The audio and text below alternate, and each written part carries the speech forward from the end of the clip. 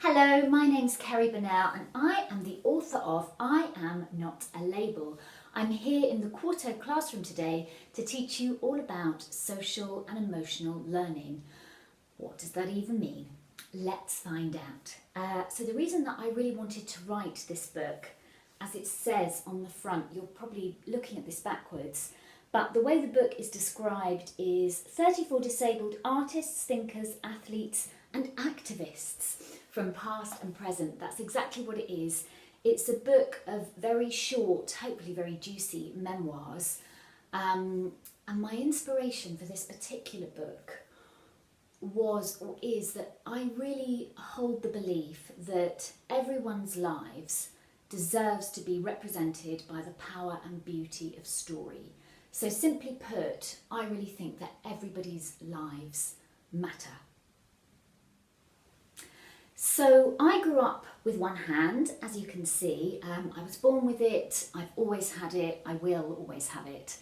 But I probably didn't see myself as being disabled until I was in my teens or even a bit later.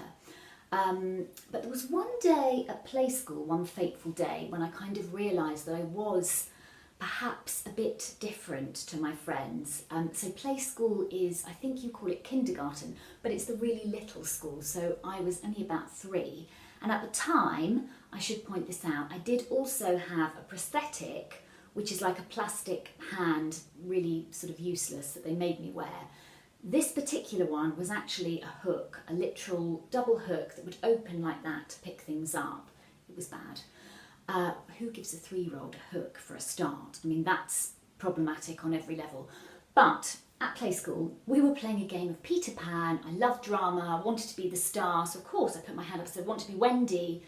And someone said, no, Sarah's being Wendy. So then I said, well, I want to be Tinkerbell. And someone said, no, Laura's being Tinkerbell. And I said, oh, who can I be? What do you think they said? Yes.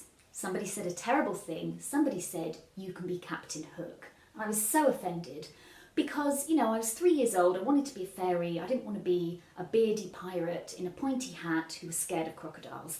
So I ran away, got very cross.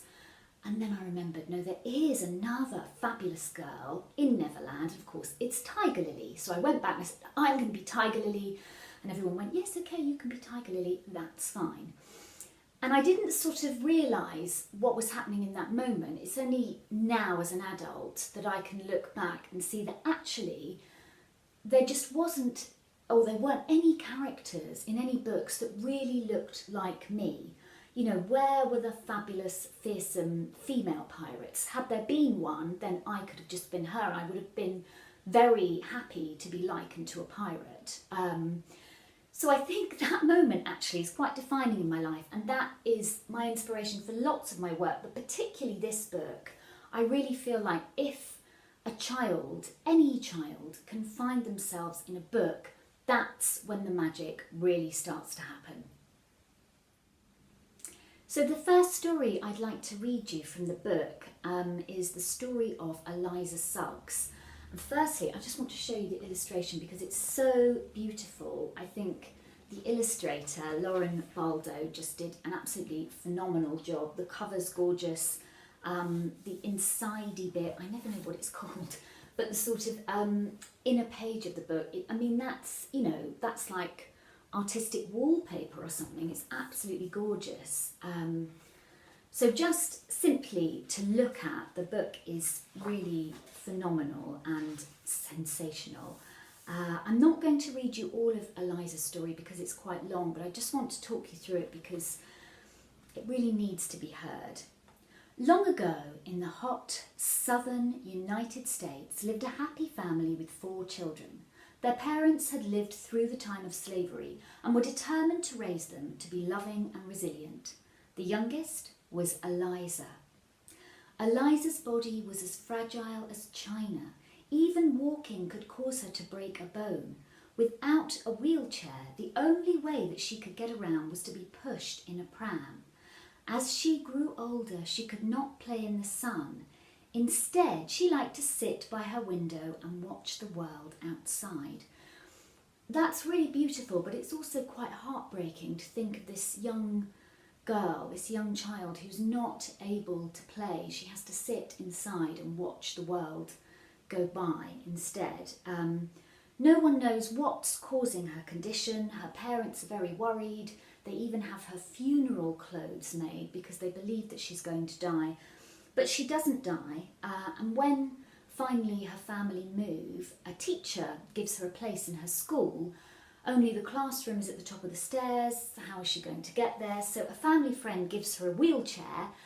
They can get her to the school, and then all of the children in Eliza's class have to physically carry the chair up the stairs, which I think is amazing that happened, and well done to those children. And you know, they would have grown up being very strong and also hopefully very inclusive as well. Eliza became highly educated, something that was rare for black women in this time. Her father was a devoted preacher, and Eliza and her sister Kate soon began accompanying him, so Eliza could speak about her difficulties and triumphs and how her faith had kept her heart hopeful.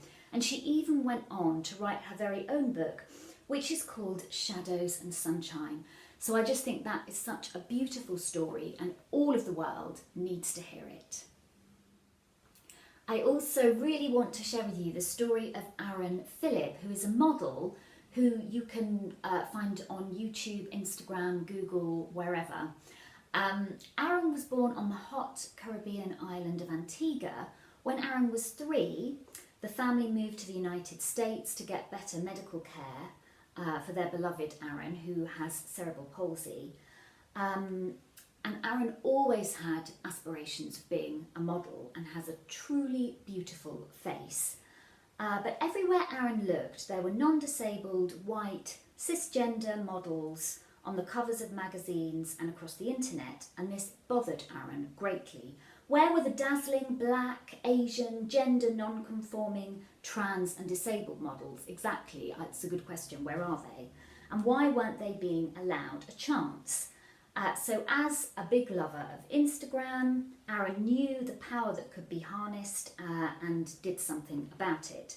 Aaron tweeted 2 photos, one of Aaron's face and one of Aaron sitting in the wheelchair, with a really hopeful and charming tweet. And the tweet said, "Honestly, when I get scouted or discovered by a modelling agency, it's over for y'all. And by y'all, I mean the world.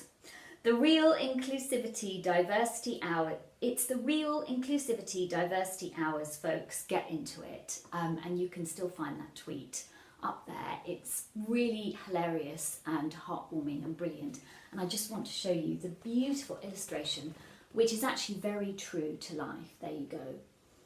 I just think it's absolutely fabulous.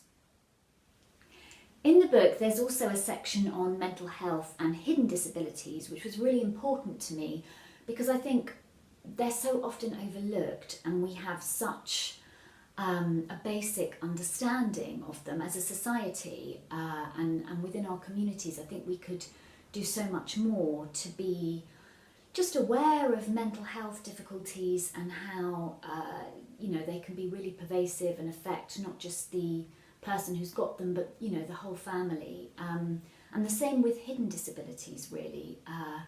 Knowledge is power. So the more knowledge we have, hopefully the more understanding we can have.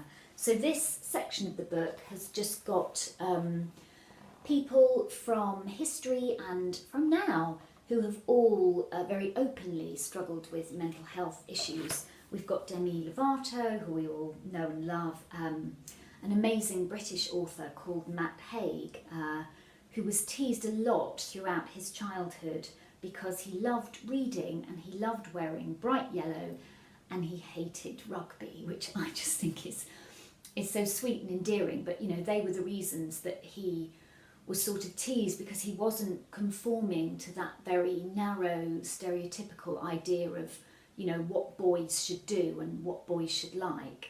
He was his own person, and everyone is their own person and absolutely has the right to be an individual. And he's written many wonderful books on the subject, and he now lives in Brighton, he still hates rugby, he still loves books, and he still likes wearing yellow. So my question to you, or my task for you, and this is not something you have to write, it's just more to think about, but of course you can write it down. If you just had a page, if you were writing a memoir about yourself or potentially someone in your family, what is the story that you would tell? Something that you're really proud of, or something that you are hopeful about. It doesn't have to be anything extraordinary. You know, everyone's life has meaning and value, and there is joy and tenderness in every situation. And the more that we hear and know and fall in love with a variety of stories and narratives, the better place the world will be, I truly think. So, you know, it doesn't have to be an epic sort of fantasy tale.